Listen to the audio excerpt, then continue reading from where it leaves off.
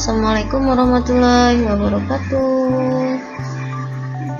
Jumpa lagi sama Ibu Nirna di sini. Hari ini kita akan bahas tentang perbandingan trigonometri. Masih tentang konsep-konsep trigonometri.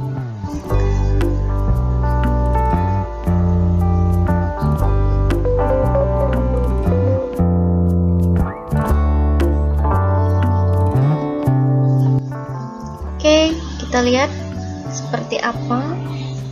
Jadi kalau kita bicara tentang perbandingan trigonometri, seperti yang sudah kita bahas waktu kelas 10 kemarin ya, pasti kita bicara tentang sinus, kosinus, tangen, dan kemudian kita pasti ketemu dengan segitiga yang bersudut siku-siku. Nah, seperti ini. Ya, jadi ini segitiga siku-siku. Ini disebut dengan sudutnya, sudut yang ditanyakan. Ya, boleh di sini, boleh di sini. Ya, tergantung soal nanti diletakkan di mana sudutnya. Nah, jika sudutnya terletak di sini, kita harus tahu mana yang disebut dengan sisi miring, sisi samping, dan sisi depan. Nah, sisi miring biasanya dia berada di depan sudut siku-siku. Nah, ini kan sudut siku-sikunya, depan sudut siku-siku terang. Nah, ini berarti ini adalah sisi miring. Nah, kemudian yang di depan sudut ditanyakan. Jadi kalau sudutnya yang ini, depan sudutnya yang mana? Set. Nah, berarti ini adalah sisi depan. Ya, karena terletak di depan sudut. Nah, selain sisi depan dan sisi miring, berarti ini adalah sisi samping. Apakah mutlak seperti ini bentuknya? Tidak, tergantung gambar dan letak sudutnya di mana. Gimana jika gambarnya seperti ini dan sudutnya diletakkan di sini? Oke, mana yang sisi depan? Nah, sisi depan jelas yang berada di depan sudut. Ini sudutnya, depannya berarti di sini. Nah, berarti ini adalah sisi depan. Di depan siku-siku. Nah, ini siku-sikunya ini. Di depan sudut siku-siku berarti yang ini. Ya, atau sisi yang paling panjang. Sisi yang terpanjang itu disebut sisi miring. Ya, tapi ini kayaknya miring, Bu. Nah, makanya tergantung sudut siku-sikunya di mana. Kalau sudut siku-sikunya di sini, sisi depan sisi miringnya pas di depannya. Ya, di depannya itu pasti sisi miring, nggak mungkin salah. Nah, selain sisi depan dan sisi miring, berarti yang lainnya itu adalah sisi samping. Oke, kalau udah tahu mana yang sisi depan, mana sisi miring dan sisi samping, berarti kita lihat ada yang disebut dengan sinus. Sinus itu biasa kita singkat dengan sin theta, tergantung sudutnya. Kalau dia theta, sin theta. Kalau sudutnya alfa, sin alfa. Nah, sin theta itu rumusnya sisi depan dibagi sisi miring. Ya, sisi depan dibagi sisi miring. Ya. Kemudian kebalikan dari sin itu kita sebut dengan kosekan. Jadi kosekan itu tinggal dibalik aja. Kalau sinnya demi depan per miring, kosekannya tinggal dibalik, miring per depan. Oke, kemudian ada yang disebut dengan kosekan.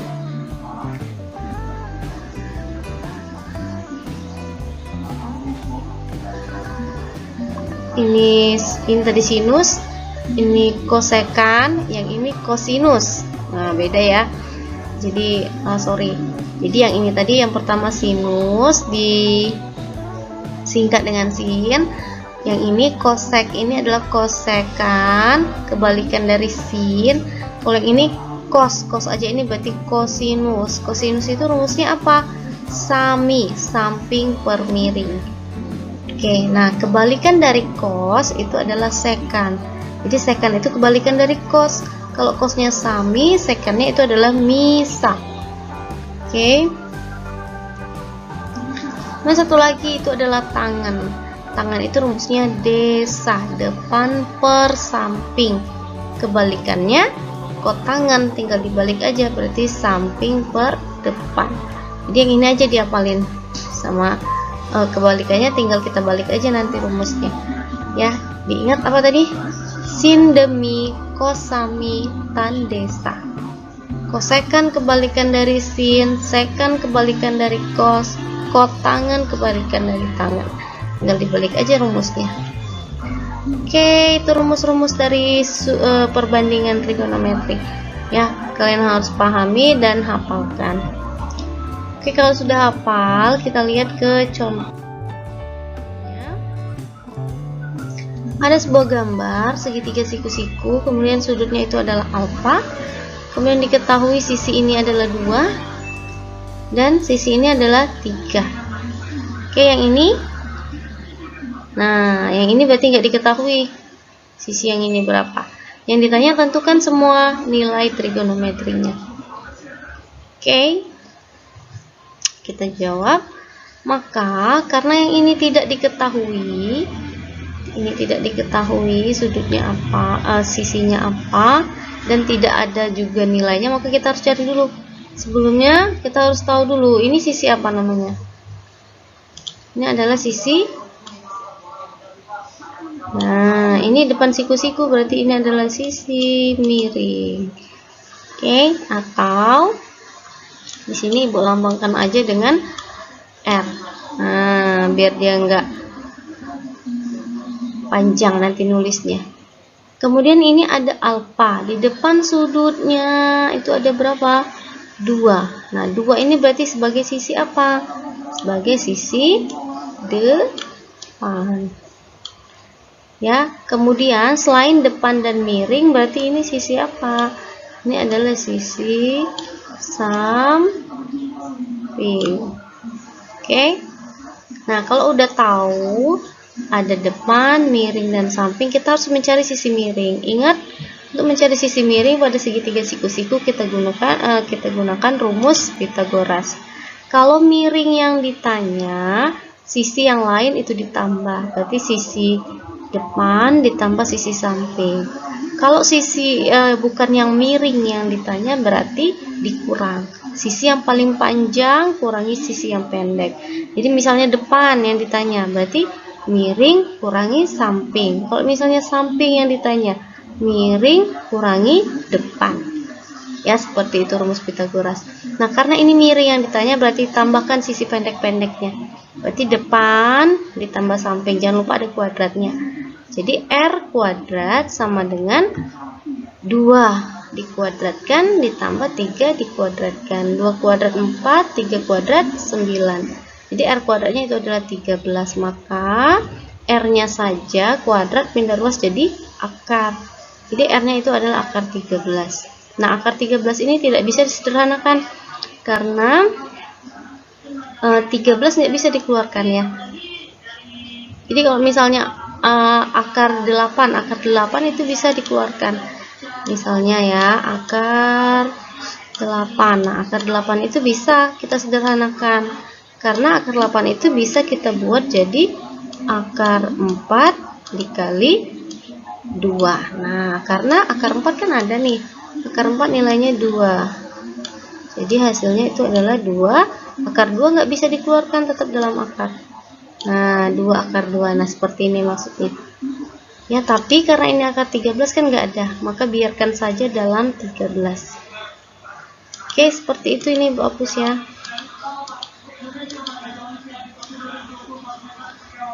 Oke, sekarang kita lihat selanjutnya.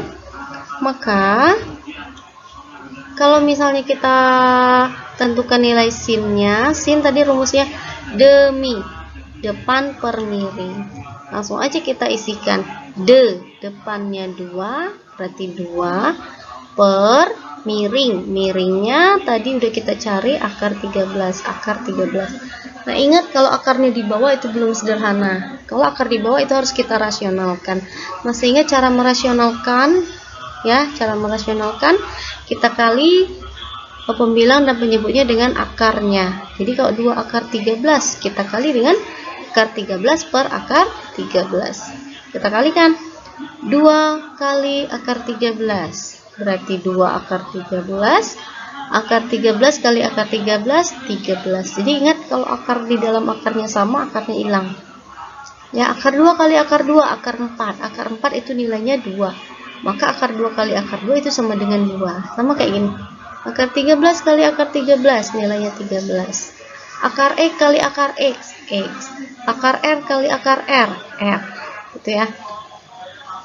Nah, ini bentuk ini bisa kita tulis seperti ini. 2/13 akarnya bisa kita buat di tengah. Jadi akar di atas itu sama dengan akar di tengah. Tapi kalau akar di bawah nggak boleh langsung jadikan akar di tengah. Ya, tapi harus kita rasionalkan dulu. Kalau udah di atas baru kita buat di tengah. Oke, cara penulisannya. Oke, sin udah dapat. Kebalikan dari sin tadi adalah kosekan. Jadi kalau sinnya demi, kosekannya mi d. Miringnya akar 13, depannya 2. Nih akarnya udah di atas. Gak usah lagi dirasionalkan, langsung aja kita ambil. Bilangan di depan akar 13 itu ada 1, berarti 1/2-nya kita pindahkan sini, akar 13-nya buat di tengah. Ya, jadi akar 13/2 itu sama saja dengan setengah akar 13. Oke, kita cari cos. Cos itu rumusnya sami. Samping per miring. Sampingnya tadi 3, miringnya tadi akar 13. Jadi 3 per akar 13. Ini akarnya di bawah lagi. Berarti harus kita rasionalkan. Ya, 3 per akar 13 kali akar 13 per akar 13. 3 kali akar 13, 3 akar 13. Akar 13 kali akar 13, 13. Jadi, bisa kita tulis 3/13 akar 13. Kemudian kebalikan dari cos itu adalah sekan. Kalau sami berarti dibalik nisa. Miringnya akar 13, sampingnya 3. Akarnya udah di atas, nggak usah lagi dirasionalkan, tinggal kita buat. Berarti di sini ada 1, berarti 1/3 akar 13. Tangan. Tangan itu rumusnya desa. Depan per samping. Depannya berapa? Depannya 2, sampingnya 3. Ini sudah sederhana, nggak usah lagi kita sederhanakan. Kotangan tinggal dibalik aja. Sade, samping per depan. Sampingnya itu adalah 3 dan depannya adalah 2. Mau sederhanakan boleh, bisa jadikan pecahan campuran. Berapa? Kok jadiin pecahan campuran? Bisa 1 per.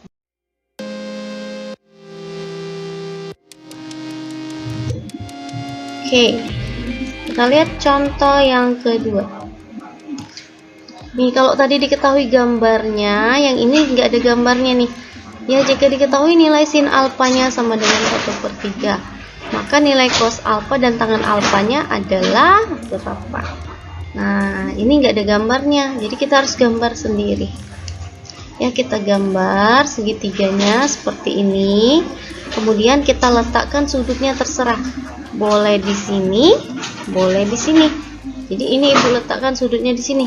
Nah, oke. Ya. Sin alfa sama dengan 1/3. Sinnya tadi rumusnya demi. Jadi depannya itu adalah 1, miringnya itu adalah 3. Nah, kalau alfanya di sini, mana sisi depan? Nah, ini adalah sisi depan. Berapa depannya? 1. Nah, berarti ini adalah 1. Oke, kemudian depan sudut siku-siku ini. Berarti depan siku-siku tadi sisi apa? Sisi miring. Sisi miringnya di sini berapa? 3. Nah, berarti ini adalah 3. Selain depan dan miring, berarti yang ini adalah sisi samping. Sisi sampingnya belum ada, kita misalkan saja dengan Y. Nah, karena Y-nya belum ada, kita harus cari dulu pakai apa? Tetap pakai Pitagoras. Ini nih kata Ibu tadi, yang panjang diketahui. Kalau yang panjangnya diketahui berarti dikurang. Jadi Y kuadrat sama dengan yang panjang kurangi dengan yang pendek.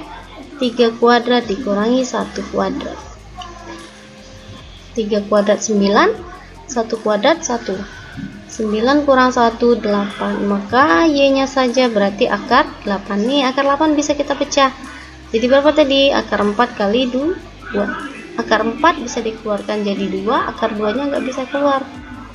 Ya, jadi akar 8 itu setara dengan 2 akar 2. Maka karena ditanya cos alfa, cos tadi rumusnya sami, kita masukkan aja sampingnya berarti y, sampingnya 2 akar 2, 2 akar 2, miringnya 3, berarti miringnya 3. Akarnya udah di atas, tinggal kita rubah penulisannya aja, berarti 2/3 akar 2, nggak perlu dirasionalkan karena akarnya udah di atas.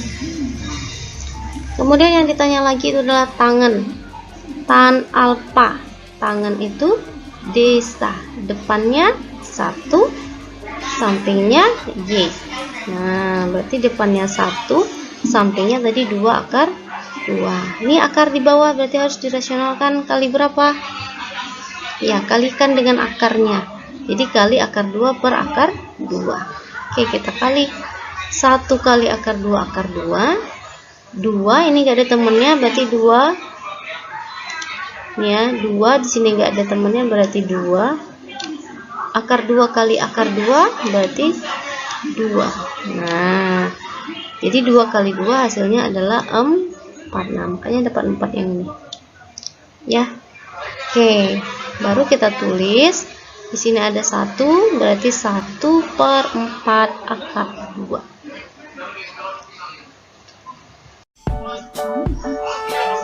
Oke, untuk hari ini cukup dulu sekian materinya, silakan dipelajari dan dicari-cari soal yang lain, dibahas sendiri. Kalau tidak tahu atau ada yang mentok boleh ditanya via WA atau hubungin ibu aja.